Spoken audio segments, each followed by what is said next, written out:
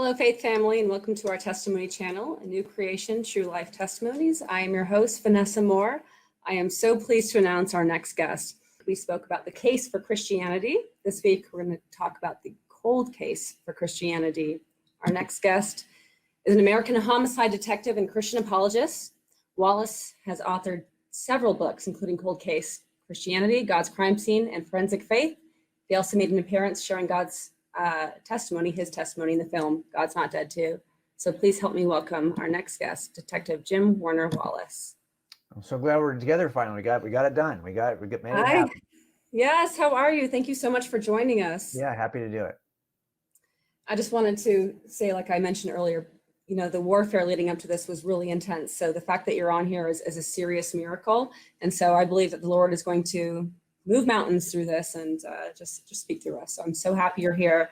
Normally we have, people share their testimonies, and it's so funny when you agreed to do this, you just willingly agreed, and it was so sweet. And then I came across like 10 videos and all of them said, why I do not share my testimony. And I'm like, oh, right. So what am I supposed to do now? But so we'll just share a little bit about how you came to the faith, but I want to honor, your ministry and let you just talk about what you do now. So can you please tell us a little bit about how you came to the faith? Well, and I think the issue when it comes to testimony is that I'm just such an evidentialist about these kinds of issues that I typically don't share my testimony. But eventually I have to usually qualify it, and then of course people want to know what your story is. So I've always said that it's not a matter of an either or. Like, you should never share your testimony, but you should never share that just by itself without giving some reason for why Christianity is true. I'll tell you why. I've got Mormon family, 6 brothers and sisters, all raised LDS, and they are going to be, if you've ever had Mormon missionaries at your door, at some point when they are back into a position, they're going to share their testimony because they're told to do this, because it's a powerful tool, they are told, to help convert people to Mormonism. And it turns out that is actually, and if you listen to the testimony of Mormons, it is heartfelt. Yeah, it is. That's why I think by itself, it is, everyone can offer a testimony. And here's what you won't see on the pages of Scripture anywhere. You will never see an example of one of the disciples sharing their testimony in terms of, let me share with you how God changed my life. That you're never going to hear. And what you're going to hear instead is the testimony of eyewitnesses testifying to what they saw with the resurrection. And that's the way the word testimony is used, for example, in the book of Acts. So I try to follow that pattern. But yeah, for me, I was not somebody who was raised in the church, and people who shared their testimony with me, I thought were just like everybody else who shares their testimony. You might have Mormons at your door, Jehovah's Witnesses at your door, Christians will share their testimony. I just didn't want to hear it. And I was 35 before I ever took this seriously at all. And what I tried to do is to examine it to see if it was factually true, right? That was a big deal to me. And I examined it using the same skill set you would use to examine eyewitnesses in a criminal case. We have a criteria for eyewitnesses. And so I just used that. And it all started because a pastor had intrigued me with the person of Jesus, because he said he was the smartest person that ever lived. And I had never sat in a sermon to hear a preacher talk at all, let alone describe Jesus as smart. And so I was interested to see if that was true. And that's why I bought my first Bible. And really, that started this investigation that largely kind of capitalized on the skill set I had as a detective to determine if something is true from an eyewitness. And that's really how I became a Christian, because as I examined it, I became convinced it was true. Well, it's amazing that you're talking about Mormonism too, because most of my family is Mormon as well. And so I really am so happy that you're here on this channel, because I've been trying to minister to, many groups of people, but trying to get away from the religion aspect of this. Like the word that really irks me is the word religion. When I came to the faith, I was telling Frank that I had a radical conversion, but it wasn't enough to say that I have faith. I realized that I had to have evidence for my faith when I was coming up against, scholars, like, Ivy League scholars. I have to know my stuff. Yeah, I'll tell you that I sometimes, so how I try to put it is, I was so unfamiliar with church and with church traditions. I was living in a part of Los Angeles where I felt like I was very comfortable as a non-believer. I was surrounded by other non-believers. Yeah. I wasn't part of a Christian culture growing up, didn't understand the words people used growing up. As a matter of fact, even the word relationship, if we say, okay, do you have a relationship with Jesus? Well, what does that mean? I need to know when people use that term, what do they mean by the term? And where Right. do we find this concept in Scripture? I need to, because I'm sure they do. I just want to know where they find it so I can look at it and say, okay, now I understand what they mean by relationship. I think it's just as difficult to navigate that word as an unbeliever as the word religion is, right? So Right. I look at Yes. these terms all the time. Do you have a relationship with Jesus? Well, what do you mean a relationship with Jesus? I mean, okay, there's lots of other historical figures from the first century I also don't have a relationship with, like Nero. What do you mean by a relationship? And so, of course, I would always ask for people to parse that out for me so I could even understand like what that means, right? Because I think a lot of people hear that and they're like, why would I want to have a relationship with Jesus? I've got I was a very contented atheist. Nothing was broken. Nothing needed to be fixed. Had a great marriage, great career, great kids. Now, so if you ask me, would you like to add this relationship? Why? So in the end, I do understand from a theological perspective, right? That I'm separated from God based on my nature and God's nature, and that Jesus solves this problem. And when I enter into trusting that Jesus solves this problem, things begin to change. The Holy Spirit begins to change things. But I'm always curious about what the word relationship even means in that context. I think a lot of people who are probably listening to us, if they're not part of the church family, if they're not raised in this culture where you hear all the time, it's not about religion, it's about relationship, those to me seem equally confusing as a non-Christian. Like, I don't want religion, I really don't want this relationship either. So tell me why I should be a Christian. That was always my default, right? When I was approached by Christians who would use Christianese language that to me didn't help me to understand what was true about God. I have some atheists in my life actually who exemplify Christ more than some, Christians. And I think that's the reason why the unbelieving world looks at us and says, why would I want that life? Why didn't I can just sin and without all these rules. You guys are living the same life we do, and you're just bound by all of these laws that God has given you. So why should I partake in any of that? I have my liberty. We are not exemplifying. I think the problem is the church today. I mean, we are living in that church age. What do you think? Well, I think that, so I struggle with this, right? Because if you're going to look at, there's a role that we play as Christians. We ought to be living a transformed life. There's no doubt about that. Right. At the same time, the people who live the most transformed life, it appears to me, are not Christians. They're Mormons. I mean, most of the Mormons you meet you will always hear like the one descriptor used over and over again. Those are the nicest people I've ever met. Yes. And I don't know, maybe it's true within Mormonism that Mormons might say this about themselves, but certainly from the outside, it does appear that they're doing a better job at modeling Christ for the culture. But of course, you should expect that if your salvation is dependent upon your good behavior, well, then I would expect their behavior to be better than ours, because their salvation it depends on that good behavior. Right. Anytime you're in a works-based system like that, you have a tendency to see people who do better. As a matter of fact, when I've been in conversations with Mormons, if anyone gets a little bit feisty, you just say something like, well, I kind of sense a spirit of contentiousness, which under Mormon language basically means you're stepping outside of the behavior that you would say is required for exaltation, this contentious nature. And typically you'll see people align themselves perfectly back now again. I'll snap back into a very Christ-like demeanor. I don't know that as Christians, we do that nearly as well. I mean, I think sometimes we're not nearly as well behaved as the people we're trying to reach with the gospel. And I think it's because we realize that how we even think about the idea of grace and how that's offered to us can sometimes give some people liberty to think that they can, they're forgiven for any future behavior also. So therefore, I don't have to watch those future behaviors all that well, right?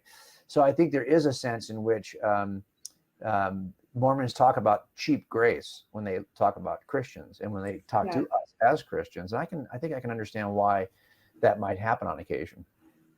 One of the main reasons for having, this testimony channel is that I want to show the power of Christ through the true faith of the biblical Christianity. And, evidence is, we have an evidence-based faith. And like I was saying, it's not enough to just say, I believe. My beliefs have no impact on truth. It's the truth that should impact what I believe, what we all believe, Right. and Satan comes as an angel of light. And even as a new believer, I knew the truth. I was saved radically, and Satan knew that he could not throw me off my path with unbelievers. So what he did is he used believers who were not walking in the true light of Christ to try to throw me off my path, to try to deceive me. And so that's what we're finding in all of these false religions. And so can you please maybe speak about the difference between Christianity and all the other religions in like a nutshell? Well, I mean, think about, even when you compare, like to talk about to Mormons or Jehovah's Witnesses or anybody else who has taken the core truths of Christianity and taken an extra step, a spin from those core truths, the behaviors that they would say are godly, Christ-like behaviors, those are pretty much the same across the board, right? So how we are to behave, that seems to be very, very similar, because they're looking at the sermons of Jesus, the teaching of Jesus, teaching of the New Testament, the letters of Paul. So that we share those things in common. And so we kind of end up developing the same core values, pardon me, that we would share. But what separates us from those groups is that we can make a case that this is factually true, that they cannot make. So in other words, we can look at the events of history, the resurrection of Jesus, the events that are described in those 3 years before the resurrection, right, on the New Testament pages. And if you compare those, for example, to the Book of Mormon, you cannot make a case for the 1,000-year history recorded in the Book of Mormon relative to the 3-year history recorded in the New Testament. There's no comparison. There's a reason why we have maps, and because we can actually locate and identify on a map the cities that are described in the New Testament and their relationships to one another. But all the cities that are described in the Book of Mormon, for example, are unlocatable. There are no maps in the Book of Mormon because you cannot locate these things. There's no single archaeological site in which you can find a single name that's even mentioned in the Book of Mormon, be it for a city or for a person or for a people group. You cannot find coins that are described in quite detail in the Book of Mormon. There's an entire monetary system described that was used in the North American continent. There's not a single coin. Now, you don't have a problem finding coins from the 1st century in the area around Jerusalem. So the coins that are described in the New Testament exist. The coins described in the Book of Mormon don't. And that's really the distinctive here, is that we could offer a testimony. I can tell you how I first heard the gospel.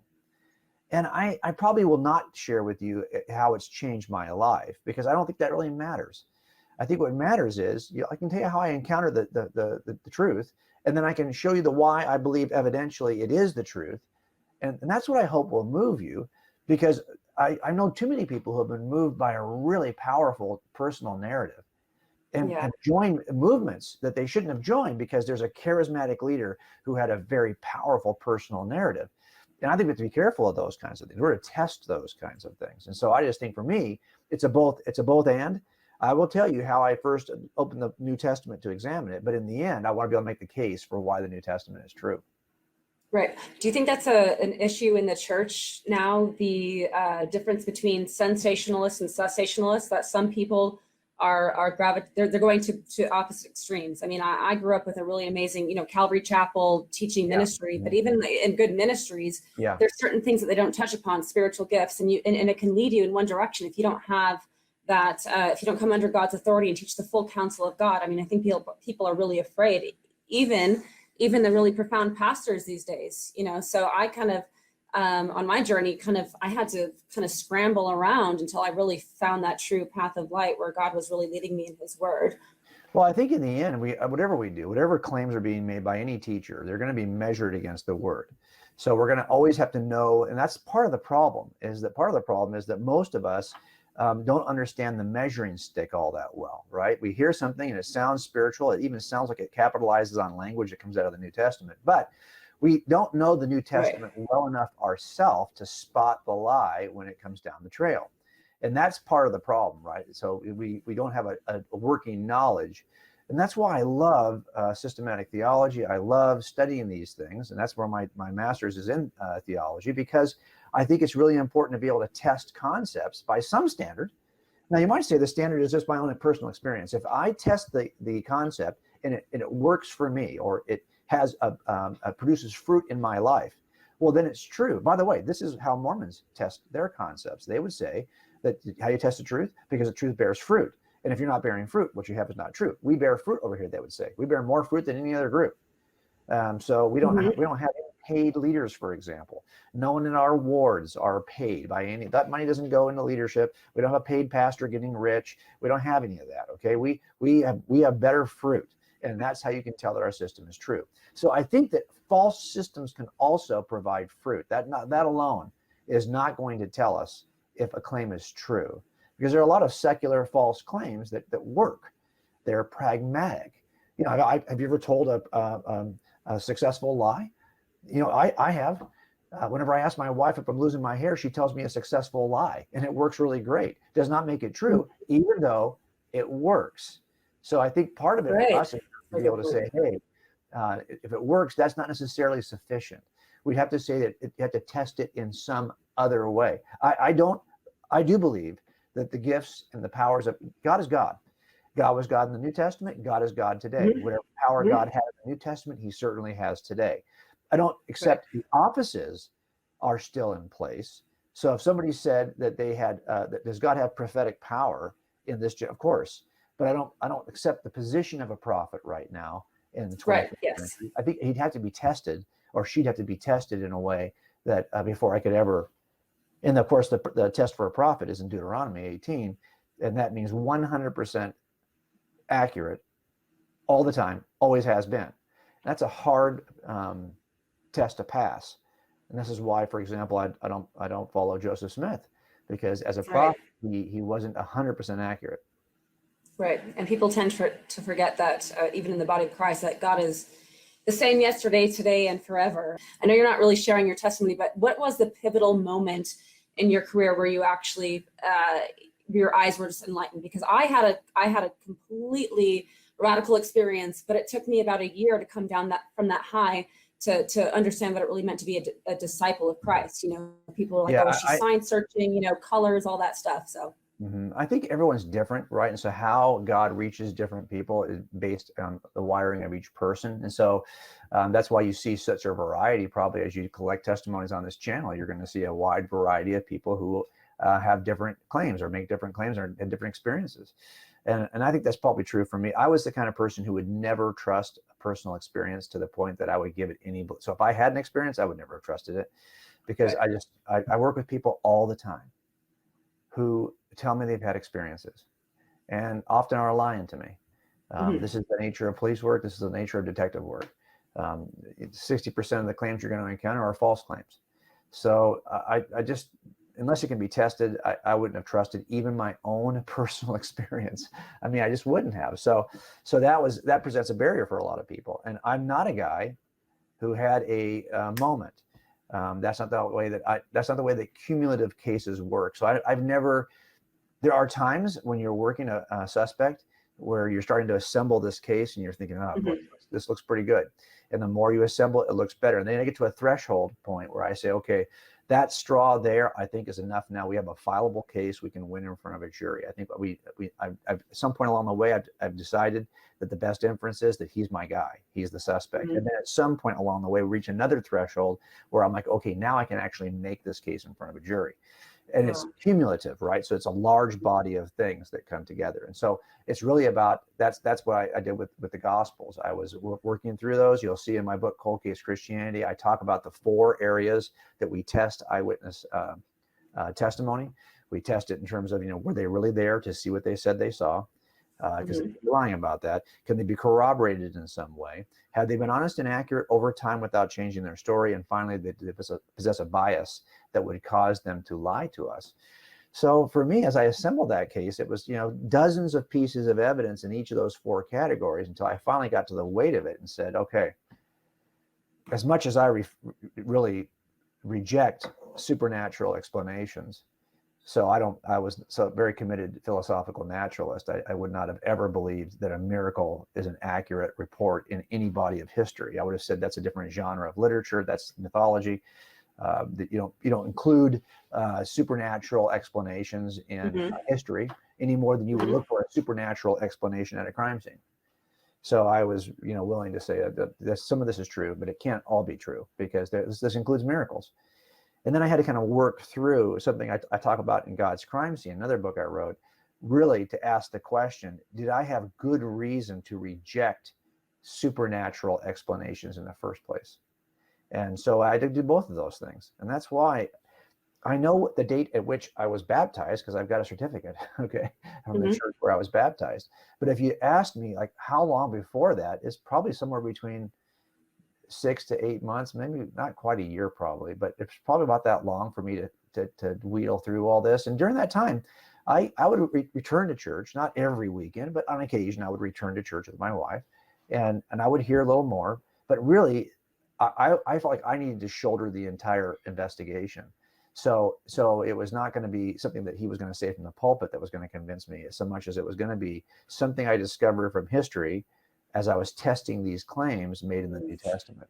Yeah, your testimony is so unique. I think yours is. I don't know any other detectives like you. Do you see any hope in your line of work? How is it transitioning? From homicide to cold case Christianity? Do you have people in your line of work who have been interested in what you're doing? I mean, you have all these presuppositionalists, and I've experienced presupposition more in the body of Christ actually than some like atheists I know. People are very fearful, and so what's your experience with that in your line of work? Well, I think my dad was in this line of work before me. I was born in his police academy, and my about son 60 years, right? Yeah, and my son was born in my police academy. So we've been in the job now for almost 60 years. And so I still, I talk to my son about how things are today compared to how they were in my generation, compared to how they were in his grandfather's generation. And I think that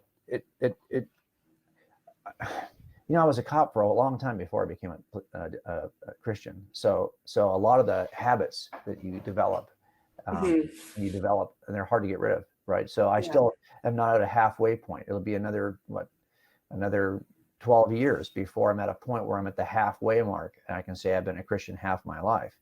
So for the most part, most of my life, I have been thinking and behaving and acting like somebody who rejected there's anything other than us on planet Earth, anything other than natural causes for any phenomena. And so that's hard I think it's hard to transition from that, right? To thinking about God as an even an involved party. Okay. And so I think what happens is that you have to constantly fight with your old nature. The same as Paul talked about in Romans 7, right? Yes. Stuff I want to do, I don't do. I know I should do, and I don't do. And there's stuff I don't do that I know I ought to do. And that's very still a struggle. Yeah. That's a struggle for me too. I mean, it's a struggle for all of us. But a lot of it's getting rid of your bad habits. Right. So I would say that my life after becoming a Christian was definitely different because you start to care about, you start to open up a little bit and care more about people, and you start to see yourself as really not all that different than any bad guy you've ever worked. So, a lot of my friends who aren't Christians, they see this gap between good guys and bad guys. And then as you become a Christian, you realize there's no good guys. There's just gradations of what you might call bad guys. But to be honest, different levels of God. Yeah. And in God's eyes, there's not even any gradations in terms of what would qualify us to be in his presence, at least. So I think a lot of this was what changed the most was that I began to see people and see myself in those people and see them in me, and see the similarities. And then when you realize how much you've been forgiven for, it is easier to forgive others. So I think that's probably the biggest change. I'm so glad that you mentioned that. It's one of the things that I share in my testimony is when, I had a radical experience, and God broke into my realm, and he said, "Wake up, Vanessa, the king is coming soon." But the most profound moments when I walked out onto the streets and everything looked different. And not only did I see, people, I saw souls with a purpose, and I knew that they were somebody that Christ died for. And it's that love that transcended from the Father, Sure. And it's one of the reasons why I'm doing this testimony channel is because I want people to see the evidence, and evidence is the key word. We don't walk blindly. We have an evidence-based faith, and that's why I'm so happy you're here to give us that. Think about this, for example, and this is something that I think we have to kind of guard ourselves against a little bit, right? Even as Christians. if we said, okay, I want to share with you the experience that I had Mm-hmm. that led me to become a Christian, then the first thing I think we're talking to people who are going to say, okay, so do I need to have that experience to be a Christian? Right. And for example, Right. we've seen charismatic movements that would say, yeah, you do have to have that experience if you want to call yourself a Christian. So now we find ourselves in a position where, what if I don't have that experience? What if I don't have any of that? What if I don't have the kind of what if I walk out after deciding this is true and I don't see things differently on the street? What if I don't? None of that stuff happens. Am I less or more or what? Now, what's interesting about taking an evidential approach is that is repeatable for all of us. So in other words, it's not based on an experience. It's based on these set of things that are outside my experience that are just true about history and true about Jesus. And that's accessible in a way that my personal experiences are not, right? I cannot reproduce my experience for somebody to assure them that they're now in, but I can reconstruct the case. And this is, by the way, exactly, can you imagine if John the Baptist, when he was having doubts and sent disciples to Jesus, and he's not in custody, and he wants to know, are you the one? Well, if Jesus had said to them, well, doesn't he remember the experience he had? That's not what he does. He could have said that. He very easily could have said, look, guys, this is based on your experiences, and therefore you need to return to your experiences. Instead, he works 3 miracles in front of John's disciples and says, go back and tell John what you just saw. So you're saying that he heals before he gives the message? Yes, he provides evidence. It's not always a healing. It could be something else. But once he does something that demonstrates the power of God, he'll say in John, for example, if you don't believe me, at least believe on the miracles I worked in front of you. Right. Very much an evidentialist who's returning to the evidence. Wow, that's amazing. And do you, I would like to talk a little bit about the evidence for the resurrection. Would you mind giving our audience just, I mean, you just told us about how you came to the faith, but just specifically regarding the resurrection, about eyewitness accounts and how you kind of came to that with your experience and your background. Well, I'll just tell you that without focusing on just the claims of the New Testament seem ludicrous in so many ways. They involve so many supernatural events, including the resurrection, but also walking on water and raising people from the dead, all these kinds of things that just to me would have said there was out of bounds. But when you test eyewitness accounts, you test them in a number of ways. And one of the you test is, was this guy who says he saw the murder, was he really there? Or is he some friend of the murderer who just wants me to believe he's there because he wants to help out his buddy? This does happen. So it's really about us saying, okay, well, how do we test these claims? I'll tell you that one of the things that was most persuasive for me was the early dating, because that's the first question. Were they really there? Look, if you want to lie about Jesus and say he rose from the dead when really he didn't, just do it 100 years later when no one's around to know the truth. Wait till everyone's dead, then you can say whatever you want about Jesus. So the first question for me is this written early enough in history so that, number one, it could be written by people who actually saw it? Because that's the claim, right? Peter in 1 Peter, 2 Peter, he talks about how we saw this with our own eyes. John talks about in one of his letters, he says, hey, we actually are eyewitnesses. So the question becomes, were they really eyewitnesses? Were the authors really there, these New Testament authors? Or did they write this early enough that there could be people who were there who could call them out if they're lying? Because at least you can fact check a faulty statement. If you write it early enough where the people who would have known the truth about Jesus could say that's not true and write their own version maybe. So I think part of it is, for me, was how early was it dated? And I think there's good reason to believe it's dated much earlier than either German scholarship 200 years ago or skeptical scholarship in the years since would claim. The earliest scholarship on this, by the way, always claimed it was written early by the eyewitnesses. But of course, as we get into the 19th century and 20th century, we see kind of a manuscript skepticism rise. And then suddenly people are saying, well, it's not that early, because they don't want to believe it's true anyway. But my point is, for me, there's good evidence in the text itself, because there are missing elements from the New Testament that should be there, because the people who were writing the text should have included these details, given their predisposition toward being very accurate about other details. So, for example, Luke in the book of Acts never describes the destruction of the temple, even though he says that Jesus predicted it in the Gospels. So Jesus allegedly predicted the destruction of the temple. Why not include the destruction of the temple so you can show the reader, Theophilus, the first reader of Acts, allegedly he wrote this for Theophilus. Okay, well, at least I can show Theophilus that Jesus was an accurate predictor, right? Because it turns out he allegedly predicted the temple was destroyed, and then it did happen. Well, look, he doesn't mention it anywhere. He doesn't mention the siege of Jerusalem. He doesn't mention the death of Peter. Peter's a big deal in the book of Acts. Doesn't mention the death of Paul, another big deal in the book of Acts. Doesn't mention the death of James, the brother of Jesus, another big. Doesn't mention the death of Barnabas. All of these people died before 61, right around 61 to 63, 64 AD. They died in the 60s. And by the way, Luke mentions the death of James, the brother of John, who is not nearly as significant as James, the brother of Jesus. He died in 44, James, the brother of John. So why do we have all these missing events, missing deaths that are the key players in the book of Acts? The three most important people are James, Peter, Paul.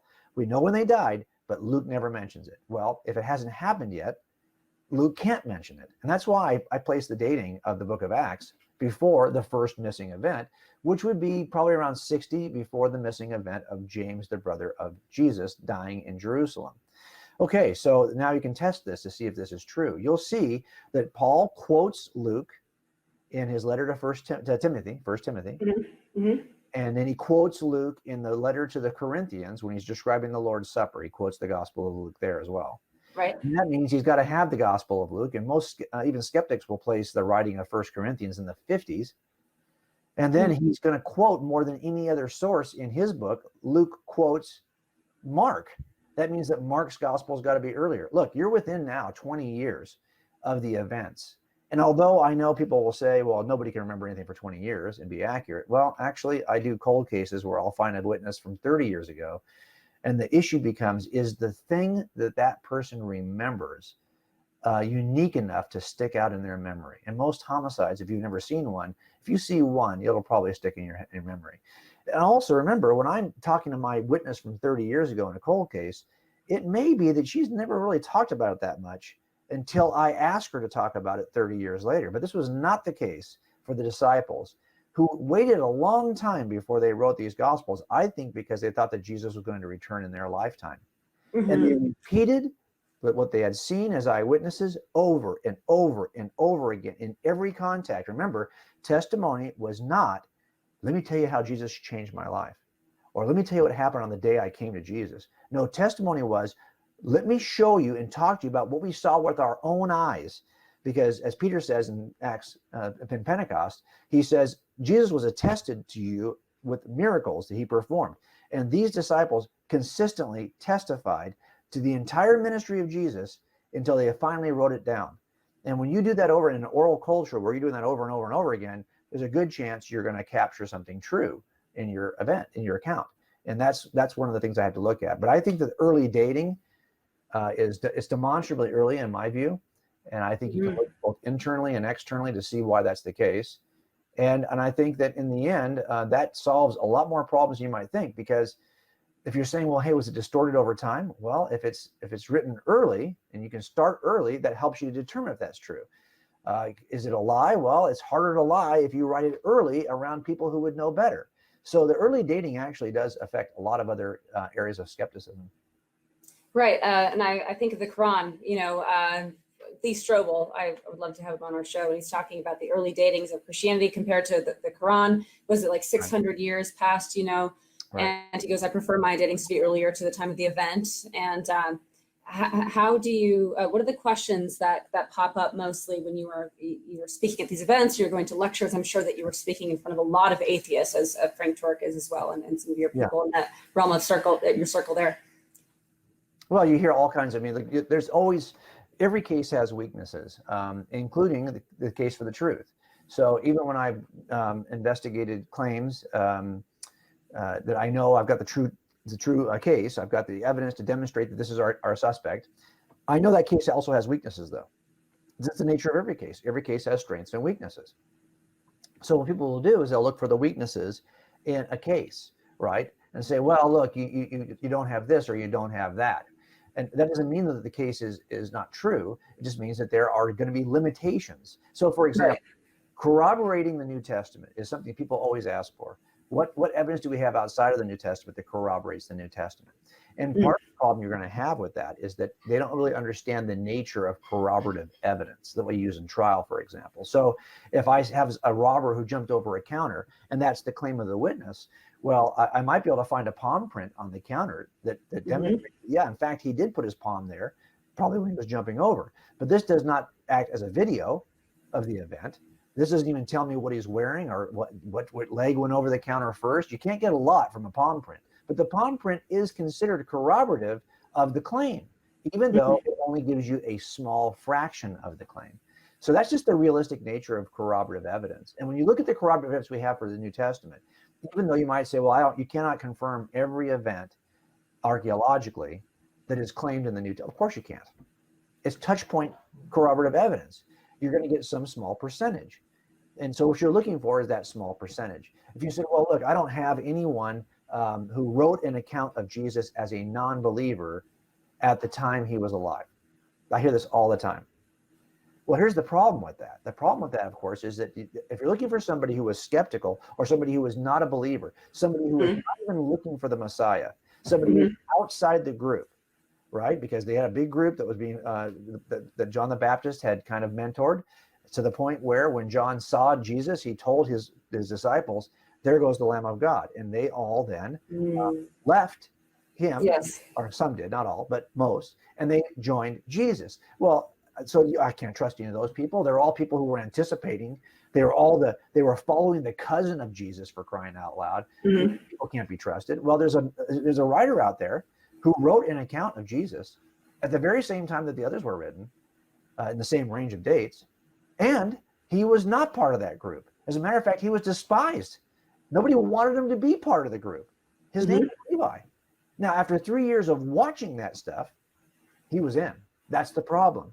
Is that, look, if you think there's going to be an atheist who's going to be sitting next to Jesus, writing this thing from an atheist, at some point he's going to see that stuff and become part of the team. He's going to be convinced by the observations. This is Levi. So now he's in. You cannot fault him because he happens to be in at the end of it after seeing all of that. You cannot fault him. If you're looking at somebody, though, who was not part of the group, who is not part of the discipleship, didn't know John the Baptist, didn't know those folks, they didn't want him in the group. That guy's name is Levi, and his name is also Matthew, and he writes one of the Gospels. So I don't think you can discredit. When I hear someone say, I would need to have a robust gospel from an atheist or non-Christian in the first century, that really what tells me is that you don't trust. Let's put it this way. If we removed all of the miracle accounts from the Gospels, just took them out, so there's no virgin birth, there's no walking on water, there's no feeding 5,000, there's no healings, there's no resurrection for sure, no ascension. Jesus is just a moral teacher who preaches sermons and then eventually dies in the first century. If all we had were the four Gospels describing that, nobody for a second would deny the existence of Jesus or would really doubt the veracity of the claims of the New Testament. Where skepticism comes is because there are miracles in those New Testaments. That is the chief source of skepticism. He would just be another ancient sage that nobody doubted existed. He'd be like Baha'u'llah, whose writings, how do you know the Baha'u'llah's writings, but the Baha'i faith? They're just wisdom statements. No one doubts the existence of Baha'u'llah or the veracity of those wisdom statements, because none of the story includes anything miraculous. They're just the wise statements of an ancient sage. If that's all Jesus was, there'd be no doubters. But the problem is that there are miracles in those accounts. And that exposes to me what the source of doubt really is. It's not about the text and the manuscript evidence and all other things. No, it's about the existence of, you have a bias toward the natural.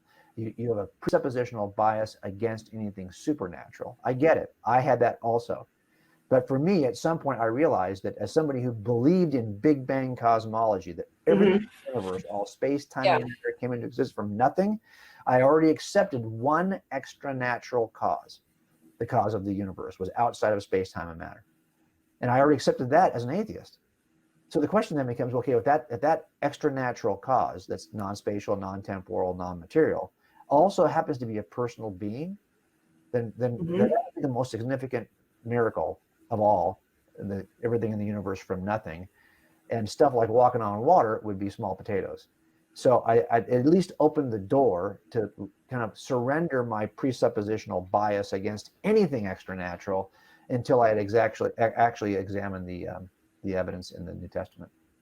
Right. Well, that's going to be my next question too. And for the audience, when you are coming up against, say your Mormon family, like mine, this hits home. It really does.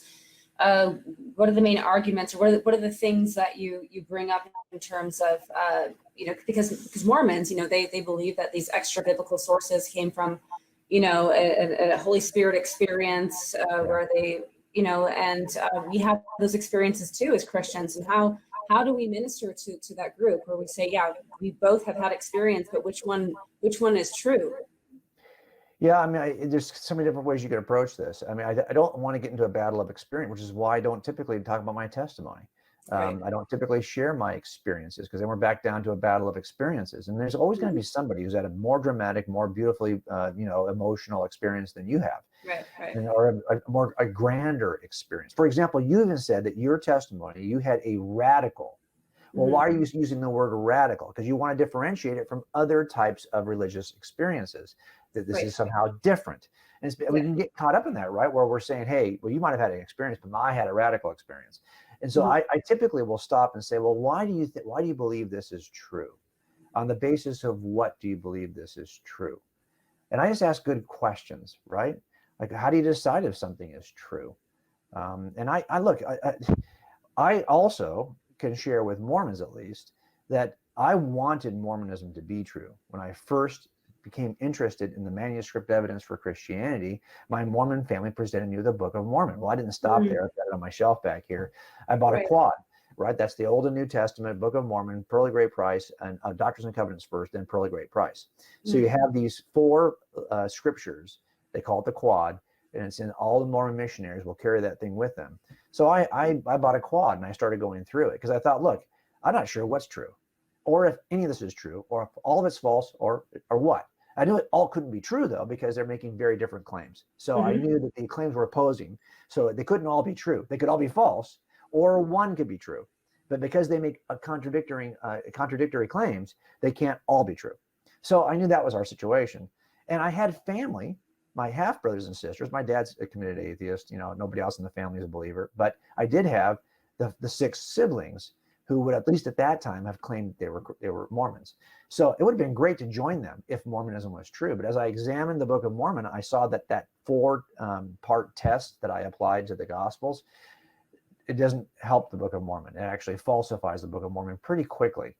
And so that's where I got to a point where I said, okay, I know that I'm not sure if Christianity is true, but sadly, I do know that Mormonism is false. So I needed to keep on in a different direction.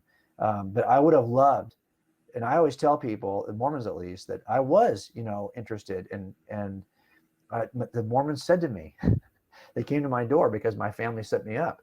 And the Mormon missionaries came and they said, you just need to read the Book of Mormon and pray about it. Well, I actually was one of those guys who read the Book of Mormon and prayed about it.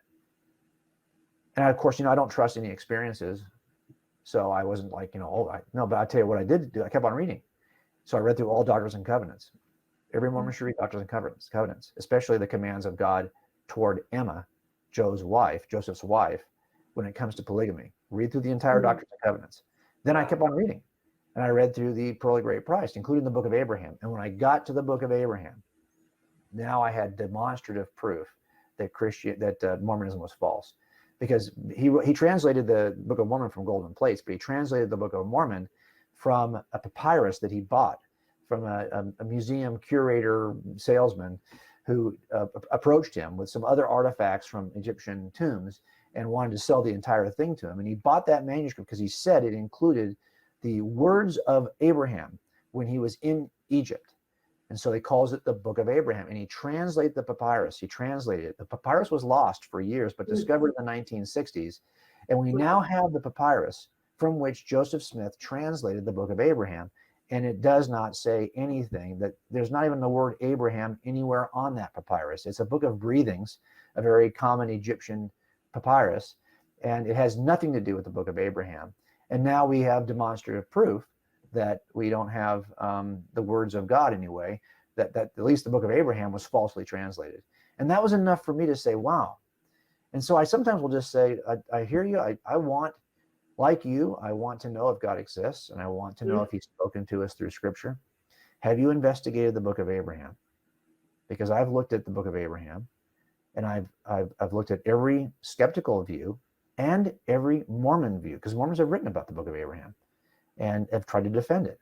And they try to defend it a number of different ways. And I would love for you just to investigate that for yourself. Now, here's the biggest problem that you have with Mormons, in my view, is that once you've been lied to once about Jesus, you're not likely to be lied to again. And so Mormons don't typically leave Mormonism to become Christians. They typically leave Mormonism to become atheists. For only once, right? So that's part of the problem. And so I always want to be very, where in the beginning, when I first discovered this, I felt like I needed to climb a mountain and tell every Mormon I knew, this is not true. My view now is that I want to be much more, much kinder and less dogmatic about it, because in the end, it's pretty sad.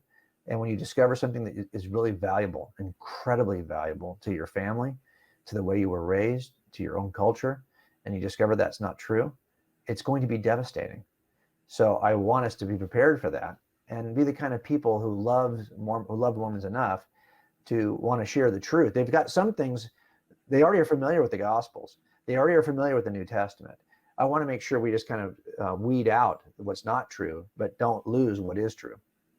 Right, and that's how Satan works, right? He's very subtle. And, speaking with my family the last couple of weeks, I find what's very dangerous is that, like I mentioned earlier, that God says, I want you either hot or cold, or I will spit you out of my mouth if you are lukewarm. And I find that most people are very apathetic towards faith today. And people have asked me questions, and I kind of want to pose one of the questions that people ask frequently. And one of those is, I'll just get right into it. My aunt asked me about, there's so many wonderful stories in the Bible, and some of them are really true, but things like the pillar of salt, Lot's wife turning into a pillar of salt. I mean, those are just grandiose. So what do you do when people pose these things where they can believe certain miracles, but not others? I mean, I look at people in the New Age, they can believe these grandiose things about aliens, about all these other things, but when it comes to Christ, let's not look at him. Let's not look at Christ over there. Well, let's ask this question: like, what is it about? What is it about the claim that you see on pages of the Old Testament? What makes it so unbelievable? What makes it so out of the box? And because again, it's going to come down to many of us hold a bias against anything supernatural, but there are really, that bias also means we hold a bias against anything that's not material, right? So for example, I can be sure that these glasses exist, but I can't be sure about things like God or angels or things that are immaterial because I don't see them. I can't touch them. I can't measure them. I can't test them in some way. I get it. But there's lots of things about the universe that you cannot measure and test. And so you already believe in something that's outside of space, time, and matter, more than likely.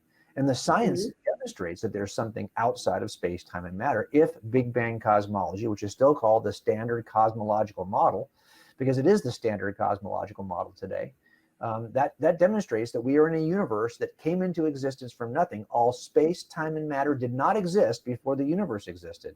So there wasn't a spatial void and then the universe. No. There's no space before space.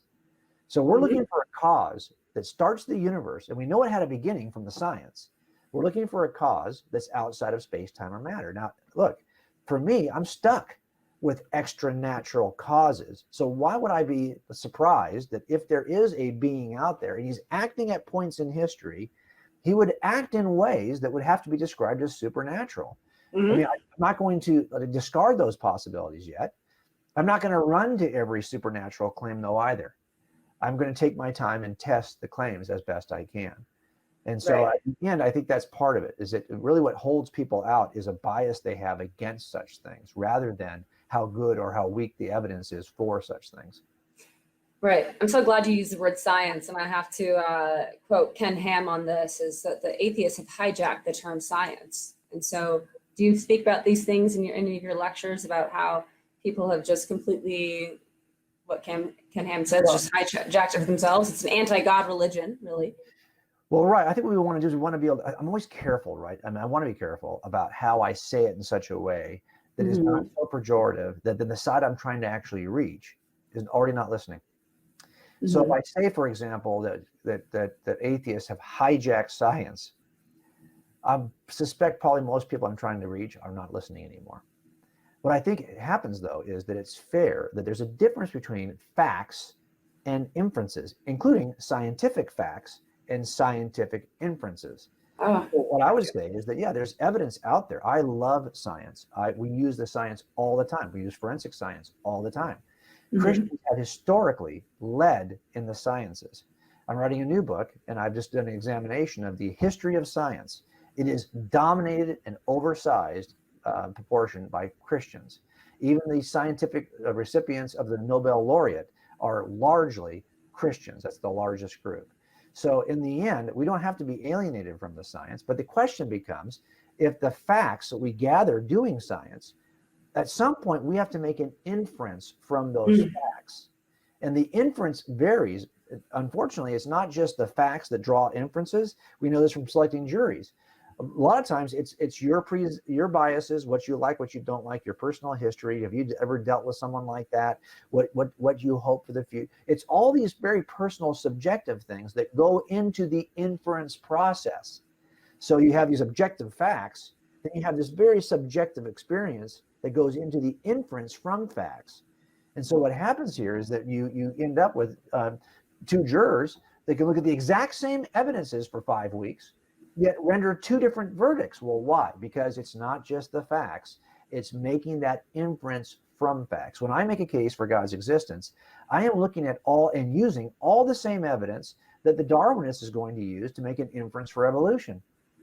The facts are the same. I'm looking at the exact same set of facts that he's looking at, and the scientists got us those facts. But once they do, a scientist makes an inference, and if he possesses a worldview that is biased against anything supernatural, he will come to one kind of conclusion. If he holds a worldview that says, look, I'm not going to be biased against it, but I'm not going to lean toward it either, I'm just going to be open to the possibility of it, he may come to a different kind of an inference. And that's why it's so important to be able to distinguish those two. So what I try to do is say, hey, I get it. You want to use the science. I want to use the science. I don't want to co-opt it for my use. I don't want you to co-opt it either. But what I'm going to do is I'm going to ask, how did we get that inference from those facts? Because in the end, all the people who are arguing for intelligent design, especially at the biological level, the molecular biological level, like a Michael Behe, for example, they are using the same scientific facts that those who would argue for Darwinism are using. They just come to different kinds of inferences, and they can make a case from the science for their inference as well. Is that similar to circumstantial evidence? I know that you were talking about some of these crime scenes. You were saying that the evidence is not exactly what gives you your leads, your suspects. You know, there are so many people that that I speak to about this, and they call themselves scientists. I care only about evidence. Yet when the evidence is presented to them, they could care less. Yeah, well, I mean, we always talk about this, and I think Frank probably might have mentioned this too. I don't know the difference between science and scientism. Science is simply a process by which we determine certain facts that we discover using scientific processes. But scientism is the idea that the only way you can know truth at all is through the sciences. And I think we would say, no, we are in favor. Christians are in favor of the sciences, but we're not holding to scientism. We believe there are many ways to determine certain truths. For example, science can tell you nothing about math facts. You have to have those math facts in place before you can do science. So science doesn't tell you about math. Math is used to do science. Science also can't tell you about the laws of logic. Those have to be in place first so I can reason well about the evidence. There are lots of things that you cannot learn from science. So science cannot be the source of all truth, but it can be a source of some truth. And so that's why we would say, hey, we're open to using the sciences. And this is why you'll see so many Christians like a Kepler and who believed that what they were doing, where they were simply thinking the thoughts of God after him, that they were writing the book of nature, which is the two books they saw, the book of scripture, the book of nature, special revelation, natural revelation, and that their job as scientists was to fill in the truth of natural revelation. Both of these books, they would have argued, point to God. So you can do this work and point to God by doing it. And that was their view. And this is why so many Christians, even today, what I'm trying to do is make a list, comprehensive list of the notable Christians who have been fathers of scientific disciplines. You have no idea how large that list is. Wow. Praise the Lord on that. And I am so sorry, we only have about 5 minutes left. Is there anything that I can hand to you that you would like to share with our audience? Something that you're working on now? What's your next move? What are you working on in ministry? I am writing another book, but I would just encourage the audience that your audience, especially all of us who are just trying to reach people who are maybe not necessarily apologetics geeks, right? I mean, there's a lot of us are. You know, if I'm going to go buy a book, I'm probably going to buy a book that's in the field that I am already geeked out about, right? And so I think in the church in general, though, that is the pursuit of why this is true is not nearly as popular as the pursuit of how can this make me feel better? How can this improve my life? How can this change the way I think about things? And I think that it turns out that one actually is connected to the other, and people don't always see the connection. So I always put it this way: if you know that something is evidentially true, then even when you have a season of doubt or a season of running off and doing what you want to do because you don't want to obey God, in the end, you're far more likely to return to what you know is true. I've just been denying it because I want to do my thing right now. That's right. But the question is, do you know it's evidentially true? And so I think in the end, that's something that is, I want to help people see that that there will be times when this may not feel like it's your best life now. This may not feel like it's the life you even have imagined for yourself. But if the promises of Scripture that your life is beyond the grave, that you will live eternally, and that your life is not limited to 90 years, but will be infinitely long. Well, that's the promise, and you believe that promise, well, then it's a little bit easier to see how experiences or even your view of God really shouldn't be determined by what happens in this life. Right. Because we've got good reason to believe that our lives are well beyond the grave. We have to measure what we think, we expect, how we even behave in this life based on the promise of forever. And that does change, I think. And I think if we can help people to see that there's good evidence to believe that view of life is true, it's not just wishful thinking, then they're far more likely to live like eternal beings in this life. Amen. So, my brother, I'm so happy that you came on. Thank you so much for taking the time. Thanks for having me. I appreciate it, Vanessa. Totally blesses you for this time, and I hope to have you on sometime in the future. Take care of yourself, and we will hopefully see you soon. You too. Thanks so much for having me. Well, Faith family, that is all the time we have today. Thank you so much for joining us, and I pray that you will come back with us as we have our next guest, Patty Height of Out of Egypt Ministries, as she shares her testimony of coming out of the life of homosexuality. You will not want to miss this, so please stay tuned, and I look forward to seeing you next time. God bless and shalom. May God's peace be over you.